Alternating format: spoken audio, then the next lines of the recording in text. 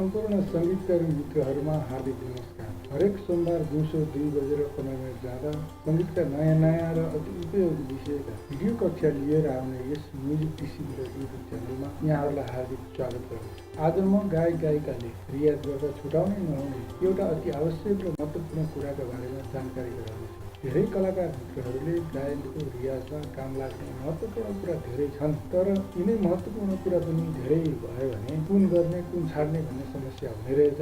अरू काम नगरी रियाज मात्र गरेर बस्ने कुरा पनि हुँदैन, के गर्ने होला भनेर प्रश्न गर्नुहुन्थ्यो। हुन पनि हो, दिनभरि रियाज गरेर खाना कति बेला बनाउने, अफिस कति बेला जाने, घरका काम कति बेला गर्ने, कति बेला पढ्ने। यही समस्यालाई ध्यानमा राखी आजको यो भिडियो बनाएको छु। तपाईँलाई पनि यस्तो अलमल छ भने यो भिडियो अत्यन्तै उपयोगी हुनेछ। यो भिडियो हेरेर भिडियोमा भनिएका महत्त्वपूर्ण कुरा नोट गर्नुभयो भने तपाईँले रियाज गर्दा चाहिने एउटा महत्त्वपूर्ण कुरा छुट्ने छैन। यसले गर्दा कम महत्त्वपूर्ण कुराको रियाज गरेर समय खेर फाल्नुपर्ने हुने छैन। यस भिडियोमा दिइएको कुरा गायक गायिकाका लागि नभई नहुने अनिवार्य कुरा हो। यसअघि कसैले पनि यस विषयमा भिडियो बनाएको पाइँदैन। जसरी नेपाली हिन्दी भाषा लेखपढ गर्नका लागि बाह्रगरी नजानु हुँदैन, त्यसरी नै गायनका लागि यो भिडियोको सामग्री उपयोगी हुनेछ। यसबाट कलाकार मित्रहरूलाई अवश्य फाइदा पुग्नेछ। म कति पनि ढिलो नगरी तपाईँलाई त्यस कुराको जानकारी गराउन गइरहेको छु।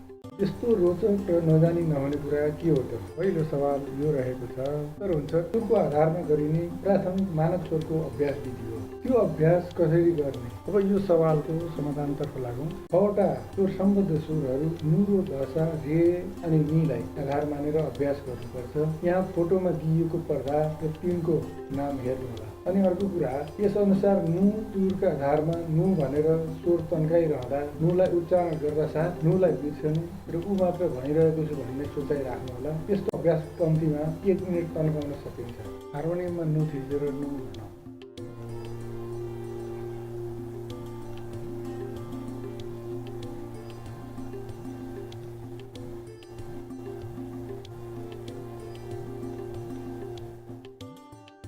यसरी नुमा सुर मिलाएर नु बिर्सेर ऊ तन्काउने प्रक्रियालाई दैनिक 1 मिनट, कम्तीमा दैनिक 1 मिनट गर्नु आवश्यक हुन्छ। त्यसै गरी रोलाई पनि रो भनेर रो बिर्सने अनि ओ तान्ने गरेर अभ्यास गर्नुपर्छ।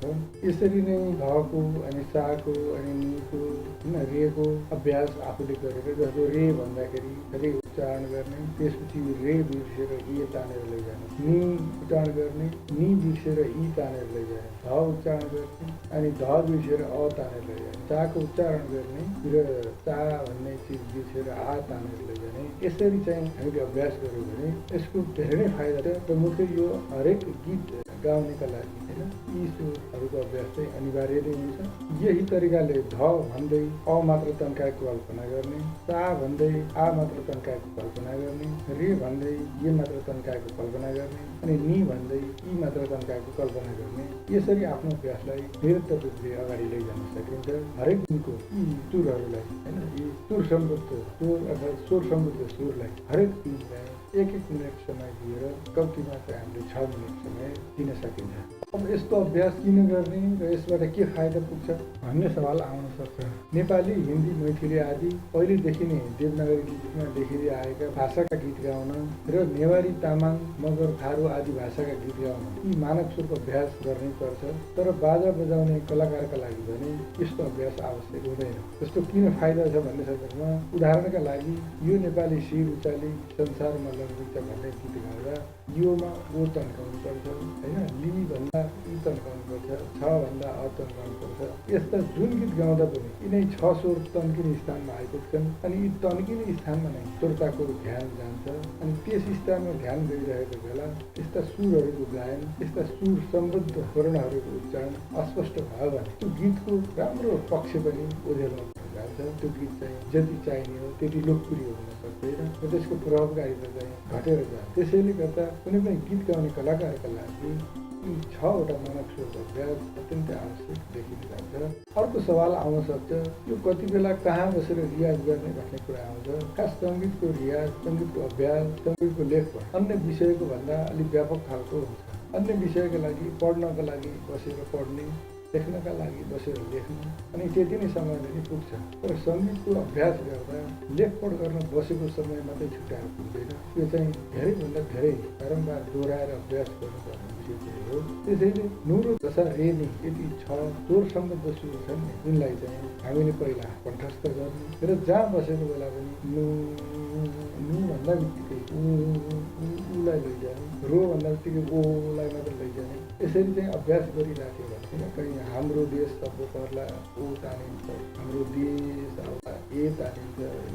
आखिर तिनै छ मानव स्वरभित्र नै हाम्रा गीतका शब्दहरू रहेका हुन्छन् र सुरमा तानेका पनि तिनै स्वर तानेर लैजानु पर्ने हुन्छ। त्यसैले कति बेला पनि हामीलाई समय फुर्सद भयो भने हामीले अभ्यास गर्न सक्छौँ होइन। जस्तो हामीले कति बेला यत्तिकै गफगाफ गरेर बसिरहेका बेला, टेलिभिजन हेरिरहेका बेला, तरकारी काटिरहेका बेला या होइन कुनै बेला पनि हामी आरामपूर्वक सुतिरहेका बेला यस्तो अभ्यास पटक पटक गर्दै गयो भने हाम्रो गला चाहिँ ती सम्बन्धित स्वरहरूको सही स्पष्ट र एउटा चाहिँ ठहरावयुक्त उच्चारणका लागि एकदम तयार हुँदै जान्छ र अभ्यस्त हुँदै जान्छ, बानी पर्दै जान्छ र हाम्रो चाहिँ गायक हाम्रै हिजोको तुलनामा भोलिको तुलनामा पर्सिको तुलनामा चाहिँ हिजो पर्सि भनौँ अझ पछाडि सुधार हुँदै जान्छ। त्यसरी हामीले सुधार गर्ने भनेको हाम्रै हिजोभन्दा हाम्रै आजको राम्रो हुने हो। अब अरू कसैको भन्दा राम्रो या नराम्रो भनेर भन्नुभन्दा पनि आफ्नै विगतभन्दा आफ्नै वर्तमानभन्दा आफ्नै आगतलाई राम्रो बनाएर लैजाने हो।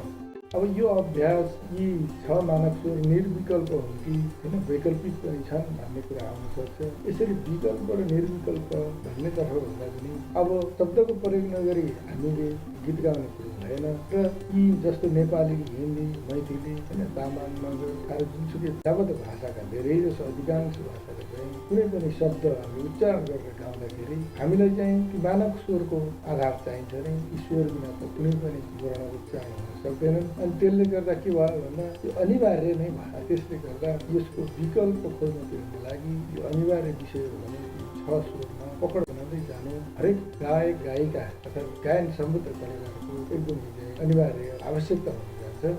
फेरि के सारे गम पधनिसाको अभ्यास गर्दा यी स्वरहरू समेटिँदैनन् र भन्ने सवाल पनि आउन सक्छ।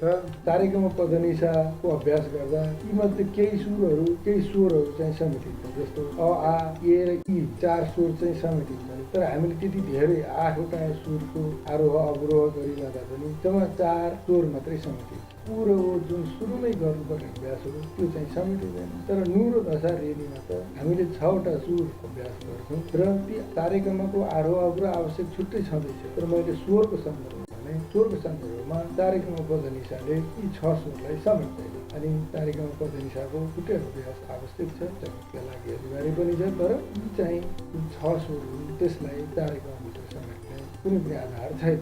कतै त रियाज ओमबाट सुरु गरेको पनि पाइन्छ। यो चलन कस्तो हो, यो कति लाभदायक होला, यो पनि एउटा तरिका हो। ओमलाई पनि थप्दा हुन्छ, फाइदा छ। तर मैले भाषा वैज्ञानिक आधारबाट यी 6वटा मानव स्वरहरू सुझाएको हुँ। माथिका 6 कुरा चाहिँ छुट्नु भएन। ओम थप्नुहोस् या अन्य कुराहरू ओम पनि चाहिन्छ होइन। त्यो बारेमा म पछाडि अन्य कक्षामा वर्णन गर्नेछु। तर ती 6वटा मानव स्वरहरू चाहिँ छुट्नु भएन। समग्रमा बुझ्नुपर्दा नेपाली, हिन्दी, नेवारी, मैथिली, तामाङ, मगर आदि भाषाका गीत गाउने व्यावसायिक कलाकार हुनुहुन्छ भने या व्यावसायिक कलाकार हुने लक्ष्यसहित आफ्नो यात्रालाई अगाडि बढाउँदै हुनुहुन्छ भने दैनिक रूपमा माथि भनिएका 6वटा स्वर समेटिने गरी अभ्यास गर्नु। अरू अभ्यास पनि आवश्यक छन्, तर यी अभ्यास छुटाउने नहुने अभ्यास हुन्। यिनलाई निर्विकल्प अभ्यास गरेर लिँदा फाइदा। यस्ता तन्किने अन्य वर्ण छैनन्? अवश्य छन्। जस्तो य, र, ल अनि व। अब यिनलाई पनि हामीले अभ्यास गर्नुपर्छ। यिनको बारेमा मैले आजको भिडियोमा मैले सबै समेटेको छैन। अब यसपछि आउने भिडियोमा अवश्य यी वर्णको बारेमा वर्णन गरिनेछ। अर्को सोमबार दिउँसो ठिक 2:15 जाँदा आउने अर्को चाहिँ भिडियोमा चाहिँ यी विषयबारे मैले स्पष्ट गर्नेछु। त्यो भिडियो पनि नछुटाउनु होला। लौ त मित्रहरू, आजको भिडियो कक्षामा सङ्गीतका क्षेत्रमा अति आवश्यक पर्ने र यसअघि कतै पनि चर्चा नगरेका 6वटा स्वरबारे चर्चा गरौँ। आजको भिडियो सामग्री मन परेमा लाइक गर्नुहोला। सङ्गीतको कुनै विषयमा भिडियो बनाउनु पर्ने भए कमेन्ट गर्नुहोला। हामीले त्यस विषयमा भिडियो बनाउनेछौँ। सबैको जानकारीका लागि यो भिडियो सेयर गर्नुहोला। हरेक सोमबार दिउँसो 2 बजेर 15 मिनट जाँदा सङ्गीतका क्षेत्रमा काम लाग्ने उपयोगी अद्वितीय र ओरिजिनल सामग्री प्रस्तुत गर्ने यस च्यानललाई सब्सक्राइब गर्नुहोला। यहाँहरूलाई सफलता र उत्तरोत्तर उन्नति प्रगतिको हार्दिक शुभकामना। अर्को भिडियो नआउँदासम्मको लागि बिदा दिनुहोस्। धन्यवाद। नमस्कार।